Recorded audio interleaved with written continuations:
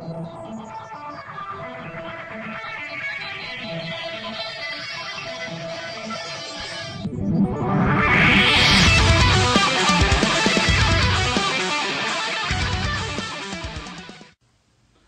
everybody, welcome to episode 1 of the AZ Melody and I Show. My name is Bryant. We have a fantastic show for you guys today.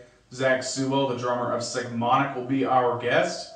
I've known Zack for about 6 or 7 years. Amazing guy, incredible drummer. We here at AZ Melody Unites are just honored to have him on as our very first guest.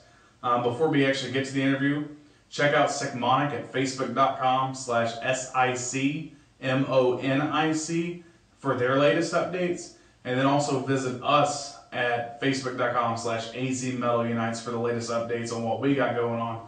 Like us there, share it with your friends, do all that good stuff. That's all I got. Stay tuned for the interview. Enjoy, guys.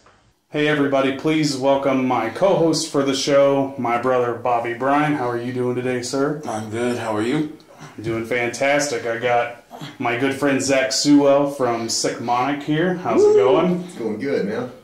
First off, congratulations on your firstborn child. Thank you. How's that going? It's awesome, man. Yeah, I bet. I'm not at that point yet. Yeah. When was your kid born? St. Patrick's Day. St. Patrick's Day. Yeah, I went March 17th. Well, Yeah. that's awesome. Yeah. Congratulations. Thank you, bro. That's awesome. Also, congratulations on the brand new Sik Monik CD. Thank you. It's almost finished. It's been almost finished for a while now. But Oh, no. Well, you guys have been playing material off of it Yes. for a while. Yeah, How have yeah. the fans been reacting to they that like it. music? I'm pretty sure they like it. It still has the same energy. Right. It has a lot of energy, and it's got power, but it's a lot of extremes. Right. A lot of extremes, and Yeah. it's still, something you can wrap not just your mind, but you feel it. Yeah. Kind of at the same time. That's How was the writing change for this? This is probably the first one that Bob didn't write Yes. a large majority of, right? Exactly. Yeah, and then Bob was, I met him when I was 13 years old, and Somnambulist was the last thing we ever did together. Right. So we started from making noise, as kids, all the way up to that, and so me and that guy came a long, long ways, and I didn't know when he left the band. For me, it was almost like, I didn't know how to work. Not that I didn't know how to work with anybody else. Yeah. But, that was like my long time. Right. Yeah. So we had 2 guys writing on that album. We had the guy Josh Ward, Right. and it started off in one style, because he's a different guitar player, and he had his certain ways, and then he went his own way, and we got the new guy Ryan, Yeah. and his is different, another different style. Yeah. So the writing was sort of a collage of different things, but once Ray put his parts over, and then Taylor, it started sounding all like Sik Monik. Yeah. That's cool. And are there any upcoming shows? Anything else going on? Yeah, we're opening for Soulfly, which that's always a good deal. Marquee Theater. We just played with, I should say, we played on the bill with Morbid Angel. We were actually on the second stage. But that was still pretty cool. So we're out there trying to gain new fans all the time. Yeah. I wish we did that. But another thing with Sik Monik, you guys always bring a lot of energy live. Are there any pre-show rituals that you guys do? Me, for sure. I mean, I know what mine are. I know all the other guys have their own too. Yeah. But, I like to get really pumped up. Yeah. I like to be where I'm just at physical, like I'm going to attack. Yeah. Because I want to be able to play the drums the way I want to play them. Which isn't necessarily always the most intelligent way. A lot of guys will really be fond of spending very little energy while they're playing the drums.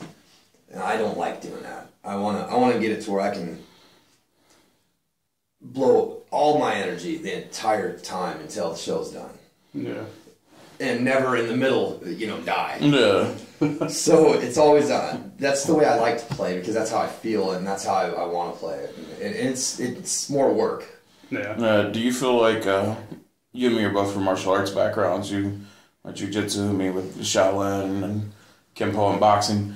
Do you feel that you're able to translate a lot of your pre-workouts for martial arts into your drumming? I'm really the drummer I am. A lot to do with because of martial arts. Yeah, I don't want to talk about myself too much in the interview, but I do that when I am on stage too, especially since I'm such a gigantic guy.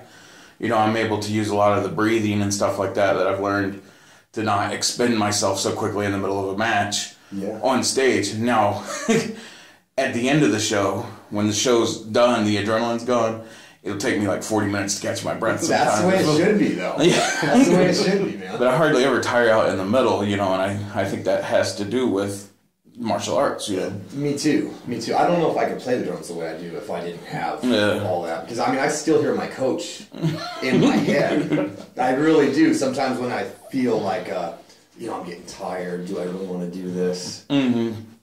I hear, how bad do you want it? That's one of the things he used to say is, how bad do you want it? And, you want it really bad because when the crowd reacts to what you're putting out there, and I guess that's what it's kind of all about, really, is getting the best reaction, Definitely. It means they understand and they feel it. And, you never want to leave the stage going, I didn't give it my all. Yeah, right? definitely. That's really what it is. Those nights are hard to deal with, especially since in the way we're doing, where we're not touring bands, you can't get right back up there the next night and feel like you redeem yourself. Sometimes you have to wait months before you can That's a very good get up there and do it again. So yeah, you really want to leave the stage feeling like you couldn't do another song. You couldn't do an encore. Right. Right, but if they called for it, you would. You'd be able to pull it out.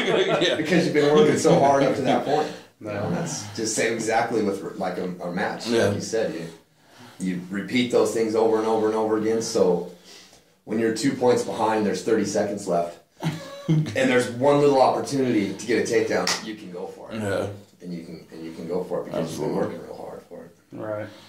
And how and when did you become involved with Sik Monik? Well, that's actually a long story because the guitar player Bob. Right. So if you go way back, it was me and him, but we were in various bands with different guys from Sik Monik. Mm-hmm. But there came a time when, I didn't give it my all. I didn't give it my all, and I was more concerned with maybe partying. Mm-hmm. Things like, even though in my mind, I said, it was all about drumming, but it really wasn't. It was about, I let outside forces get into the music, and outside forces meaning, parties. Yeah. Really almost ruined me as a musician and as a person. Because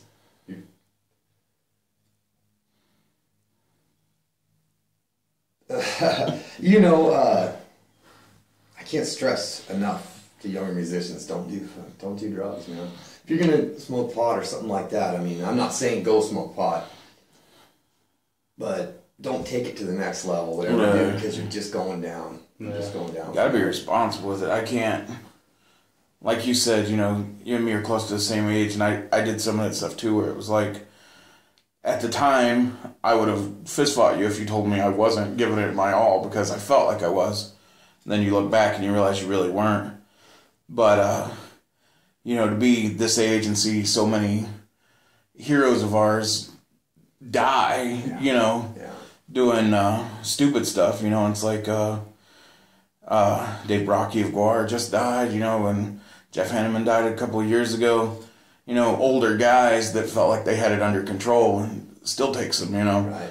So, you can't, you're never above it. You can't beat it with money. You can't beat it with success. You just gotta stay away from it. You know, it'll beat you eventually. It sure will. Yeah, it really will. You don't think so though, until it does.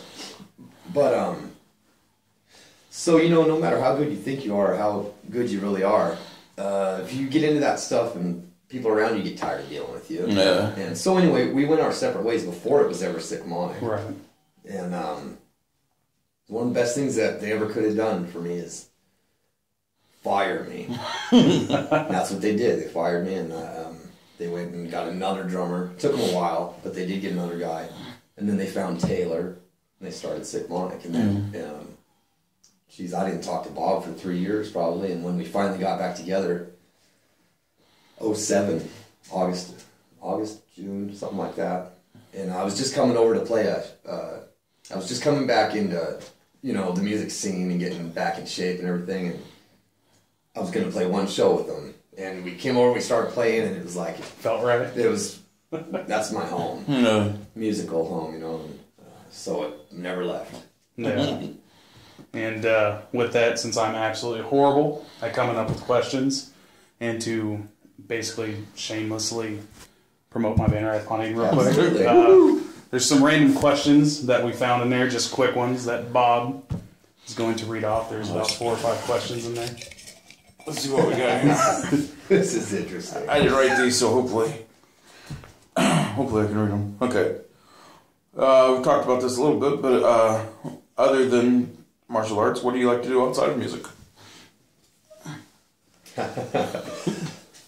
You know? I'm sure your little one is well, besides, I mean, really what I do is, it doesn't sound all that much fun, but it is. I love being with my family. I really do. And it's between work and playing. Yeah. It seems like I'm at my house when I wake up, you know, go to work, I pit stop in the way, and it's just, like, I never seem to get enough time there. Yeah. But on the other hand, when you're a musician on the level that I'm on, you know, you're not making enough money to do it for a living, so you have to go to work. And you have this desire that I would sure like to play drums for all day long. Yeah. But you got to split it all up, and I would like to drum a lot more than I do. But I do as much as I can. Cool. Let's see what we got here. Describe the first show you ever played, and did it go well? Very first show I ever played? Very first show. And when was it? Like, what year was it? It'd be like 1988. I was born May 1988. Thanks, Jerry. 88 was also the year that I started my first band. 88, 89, something like that. And what it was is I lived next to a bar out in the middle of nowhere by this lake, and bar bands would come. Yeah. And, you know, my mom used to just she's being there. She'd go, let Zack play. I'd always buddy up with the guys in the bands, and pretty soon they let me play. And so that was my first time ever on stage with a band. Was a bar band, the guys that were my age now, you know, and I was 11 or 12. But my first real band, I was 13. And it was with Bob. Oh, yeah. That's awesome. What was the name of that band? Corruption. With a K and one R. Awesome. It might have just been because we didn't know how to spell. I'm not sure. Oh, that's awesome. There's just a couple more in there, I think. Okay, what are some of your favorite local bands? Jeez. Well, Wrath Planning. Well, of course. Archaic Succession, I really enjoy. I did. They're badass bands. That's shocking. I don't know why. Well, you guys are good, man. You guys are good music. You know, to be honest with you, there's a lot of local bands that are freaking really good. And it seems like every time I go out there, everybody's stepped it up. You know, and I think that's what you're supposed to do. Yeah. You know, but well, I can name. You really want me to name a couple, huh? Yeah. New or old? Because there's some bands that have been around for a really long time that are phenomenal. Yeah. It's good. How about some older ones? Okay. It's easy to name some up-and-coming bands that everybody likes, Yeah. but you know, you've been around for a while, so... You know, I'll put one out there that, I mean, as far as death metal, okay, if you're going to say death metal, Vehemence. Of course. You know, everybody knows about them, though. I was always impressed with that drummer. He's a great drummer. Yeah. And that whole band is really tight. Yeah. You know, you're going to get me in trouble here because as soon as I walk away, I'm going to think of 40 bands that I should have named off, right? That all the people... So many people have helped me and done things for me along the way that it's hard not to name a list this long, you know. And then you got, you know, people, how hard people... There's just so many variables of how you say who's some good bands. There's a lot of good bands. Do you... It's kind of an offshoot of that question, but do you ever feel like you've been, like, truly influenced by another local band? Not just so much as, oh, I like these guys or something, but seeing something, you're like, that's the way I should be doing this, or you know, that guy does it the right way, something like that, you know?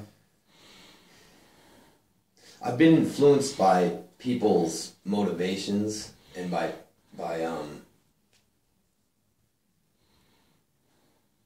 styles and things like that, and I've taken from a lot of different people. I mean, I have. And some people that I've been drumming so much longer than they have, they don't even know I took some information from them, you know, because you really can pick up stuff from all kinds of guys. What I've experienced in my years of drumming is I never did take lessons. You know, not until really recently have I taken lessons from like a professional drummer and learned stuff. So my drum years have been spent with the guys who are all schooled telling me that I'm not drumming right. Now they don't do that as much anymore. They don't do it as much anymore because to me it's like, if you liken it to jiu-jitsu, there's many ways to do the same thing. Right. Even though as long as your outcome is the same, you know, you can grip this way, you can grip that way, you can go for this, you can go for that. It's all coming on to do the same thing. Yeah. So, you know, I hold my sticks with a French grip. A lot of guys, they don't like that. I don't hit soft. I don't want to hit soft. I want to hit as hard and as fast as I can for as long as I can. Not hold back and try to conserve all that energy. So, lots of the guys I'm impressed with, there are real school drummers, but I don't drum anything like them. Yeah. And maybe some of my ideas that I come up with were in pursuit of trying to sound like some of those beats, but then it came out, you know, my own sound. And I've really, honestly, to be totally honest with you, and I'll wrap this up so I won't bore you with the answer. You know, we were talking about the whole party thing. Mm-hmm. After I stopped doing that, about 3 weeks, maybe a month after that, after no more partying, I decided, you know, it was over. And I didn't touch the drums, and I went down there, and things just started clicking. Things started clicking like I never... In all these years, I've been, you know, partying and trying to figure these drums out, and as soon as I stopped doing that, it all made sense. And this is going to sound a little conceited, maybe, or self-centered. I feel like whatever it was that clicked was almost like a gift in a way, because it opened up this door to like creative door to all these like endless patterns, and it was because of this one simple move that it started with, and it was I don't know where it came from exactly. You probably have been trying to get there so long in a fog that when you take the fog away, it's like it's the moment of clarity. You know, you see everything so clear then. No, that was 7 years ago, and I still haven't stopped working on that on those moves. So I've been really self-contained in the motivation and influential department. Yeah, I don't know how you would say that, but it's not to say I'm not hugely influenced by a ton of other people, but it's mostly by my own moves. Yeah. And then it's like, well, how many different ways can you turn this pattern over? It's like, well, how much energy do you want to put into it? It's how much you'll get out of it, right? I totally understand that. Like, again, not talking too much about myself, but like you said, you didn't take lessons. You spent a lot of time listening to guys tell you you're doing it wrong. You know, I never took lessons. I play my bass left-handed. I play it upside down and backwards. My strings are upside down, you know, and I've had so many people before I got to the point where I'm at, you know, that would be telling me, you know, you're doing this all wrong, you don't know how to do it, you're never going to be any good at it.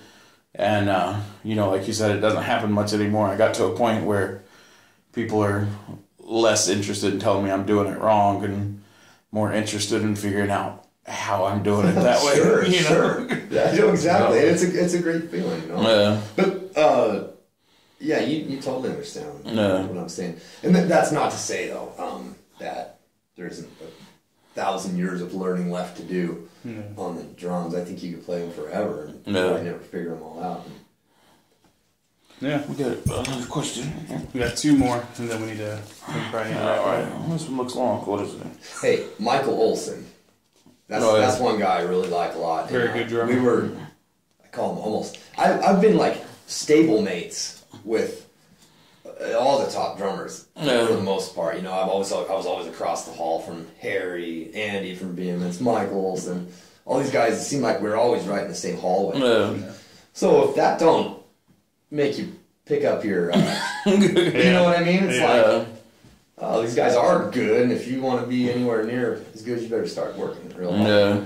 When I first started playing out here, I was like that. I had Matt Bond from Fracture Point on one side of me, you know, playing bass, and then on the other side, I had Chris from Mid-Tier Memory playing bass. You know, it's like, so I had all these good bass players like right there, and it was like, you know, if I want to be seen as one of the best, you got to step up right away. You know, right. So and that's what it is. That's a good thing, man. That's competitive, but not competitive is good, you know. But it doesn't mean I'm better than that guy. Absolutely. Usually means, damn, that dude's doing something that's really cool. I want to be able to. Absolutely. Yeah, that's how I feel about it too. All right, this one is a little more easy. If you could cover one song that wasn't Devil Went Down to Georgia, what song would it be and why? Well, now we're doing House of the Rising Sun. I don't know if you really? Yeah. No, I haven't heard you do that one. But drum-wise, it's not on fire. Yeah. You know. It's pretty laid back. It's a little laid back. Even though that is one thing I learned by doing any song, is you gotta put yourself, your little twist, and what you make it your own and stuff. So I have done that, but it's still, you know, it's not it's not blazing double bass, blast beats or anything. It sounds good though. Of course, we would ask that question on right after they start covering it. Yeah, we're gonna cover that song for like 7 years. No, that wasn't my choice. That wasn't my choice. It's a great song though. I do dig it. I dig it. Is there a song? I know there's some in my brain that I've just always wanted to cover. Is there a song that you've had with you since you started playing and you're like, oh, I'd love to do this song one day or something like that? There's a lot of those. But most of them, I don't know what band would play. Like, I can't see maybe Sik Monik doing some of the stuff I would like to cover. It's usually like, you were talking about influences, and I just realized that it's not always the drummers that influence me. Although I'm obviously love drummers, you know. Right. It's usually the guys I'm working with. Yeah. You know, and I thought about this a lot. You know, you're always trying to impress the guys you're playing with. Yeah. They're like the first line of what kind of reaction you're going to get off your material, you know. So I've been hugely influenced by the other instruments. Big time. Yeah, I can understand that. You want to impress the guys you're playing with because, you know, we're all music fans, you know, so you want to impress them, you know. If they ain't impressed, then... Yeah. If you're writing a song or playing a beat or something and nobody in the room is impressed, it's probably not that good. No, exactly. Yeah. So, yeah, I get that. All right, is this the last one? You're playing with some fun guys that don't Guys with no taste. All right, we got one question left on here. Why don't you guys ever play Illumination or Fist of Throat? Illumination is one of my favorite songs, not by any local band, one of my favorite songs of all time. I listen to that song constantly, and you guys never play it live.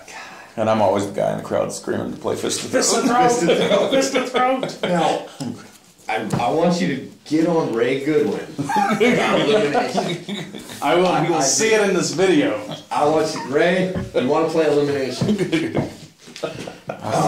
Your fans want to hear it. I'll say something about Illumination. It's one of those songs. Well, Sik Monik is one of those bands, but if we're not rehearsing that a lot, it ain't just gonna happen. Yeah. It ain't gonna happen. It's got to be practiced and re-rehearsed and worked through to make it sound good. It's one of those songs real easy to make it sound bad. Yeah. And but then again, that goes for almost all of our songs. I've played with some bands who seemingly don't need to practice a whole bunch, and still their material sounds pretty decent when you play it. Yeah. I'm not saying don't practice. It's all about practice, right? I mean, it's all about, that's where it happens, is in the practice room. Yeah. But Sik Monik, boy, really got to be rehearsing all the time because there's so many moving parts and there's a lot of different, like I said, extremes. You'll be on one emotion, then you'll be on another emotion. If you ain't right there with it, you know, you're going to miss it. Yeah. As the player. Yeah. It's not going to come across right, you know. Yeah, that makes sense. But I love playing Illumination. So basically, it's Ray's fault. It's Ray's fault. Sounds about right. All right, then we got one question left before we wrap it up. What are your opinions on the current local metal scene? Good, bad? Dude, I'm pretty impressed lately when I go out there and see some of the bands that are... I mean, you have your standard... I'm not going to say... Your standard, oh, I've seen it before. Mm-hmm. There's always going to be bands like that that are in...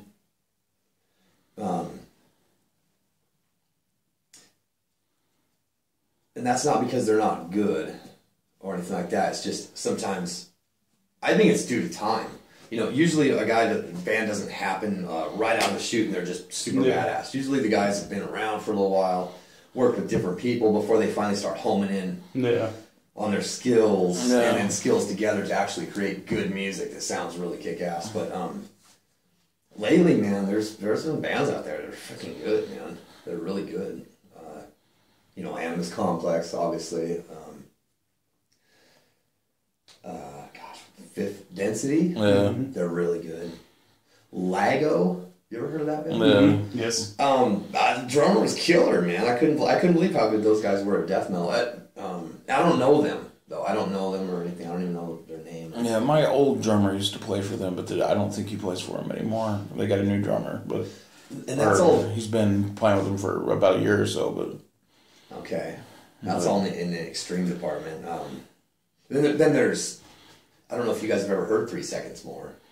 I've heard them, yeah. All right. I mean, I really dig them. It's a totally different sound, 3-piece. I think I play drums for them, so I had to throw them out there. It's soulless. But no, there's always great bands coming out. So I would say I'm pretty impressed in general with what I know it goes in waves, you know. Yeah. Yeah, and you know what? Not all the time are people striving to be great. And I think some of those bands that just named off, they are striving to be great. Yeah. And there's a lot more bands that are doing that too, and that are reaching that. I'm not thinking of them right offhand, but those are the ones that just stick right out in my head. Yeah, I think it's kind of... I think what caused a big influx of good bands to come around was about 3 or 4 years ago. You know, my band Winterborn broke up. And their band Archaic Succession broke up. Dresden broke up. Fracture Point broke up. All these really good bands broke up. And you know, a couple of you guys like Sik Monik, although you guys had a rough period there where members were moving around and stuff, and it wasn't quite sure if you guys were going to make it through. And you know, there were a couple other bands that were able to stay together. But I think that kind of cleared the field where it was like, you know, all these good bands with big fan bases just disappeared, you know, so it's like, you know, rush to get a good band together to get some of them fans. right. No doubt. But yeah, that was really kind of a weird time where I was worried about the music scene because so many of those bands had become such good friends. And then it was just like out of nowhere, all the bands were breaking up, you know. And it wasn't anything to do with any particular thing that happened. It was just different circumstances for every band. It's just funny how scenes go through periods like that. Right. You know, where it kind of wipes everybody out. And, you know, a couple of good bands will get through. And, you know, and I think, like I said, Sik Monik, I know you guys almost broke up during that period as well. But I think you guys ended up coming out a better band, a bigger band, you know. Thank you. Thank you, bro. You know, really glad you guys did not break up during that time. Yeah, me too. It seems, you know, like I know people liken it to a marriage. Yeah. But it's definitely like something you've grown and all this, and you put your heart and soul into it. Every musician knows, you know, how much you put into something, and just the idea of it dying is, you know, sad. Yeah. Sad and disappointing. So, yeah, I thank my lucky stars. I thank God every day that you know, I get to do what I do. And I'm a real lucky person. That's awesome. You got anything else? Hey, by the way, on that bill, this Soulfly that's coming up next Friday, there's a local band called Footer. This guy I used to give drum lessons to. Well, we still get together. Yeah. But it's been a while now. What's that guy's name? Brian? Brian? Yeah. That's the drummer, Brian. Yeah. I have him on my Facebook. I don't know if I've ever met him, but I know who he is. So. He's a cool dude. The whole band's real cool. Yeah. They're cool guys. I'd say Sacred Reich's on that bill. Oh, really? Yeah, Sacred Reich and awesome band. A couple other. That's awesome. Band I've been listening to for 25 years or so. Where can the fans find you guys on social media? Facebook, Sik Monik, SIC MONIC. I think you can look us up on YouTube, and I think you can find the music on like mostly any computer thing. Any computer site. I'm not really good at just like, type in Sik Monik in Google. Spotify, you know, that sort of stuff. We're on that. Yeah. We're on there. Well, thank you for being here. Dude, our first interview. Thank you, bro. Thank you for having me. It's an honor. And there you have it. We hope you guys enjoyed the interview with Zack from Sik Monik. It's pretty damn cool listening to how open and honest he was about his past. Like I said, the opening bit of the show, Zack is an incredible guy, amazing drummer. Definitely check Sik Monik out. Go to their Facebook page for all the details on their upcoming show, which is August 15th at the Marquee Theater in Tempe, Arizona. That is with Soulfly, Sacred Reich, Insight, and more. Great lineup, going to be an amazing show. And then you can also get the details on their latest album there. And then if you guys want more information on AZ Melody Nights, click the links in the description down below. Check us out next time. We will have Cassie from Frequency on. Thanks, guys.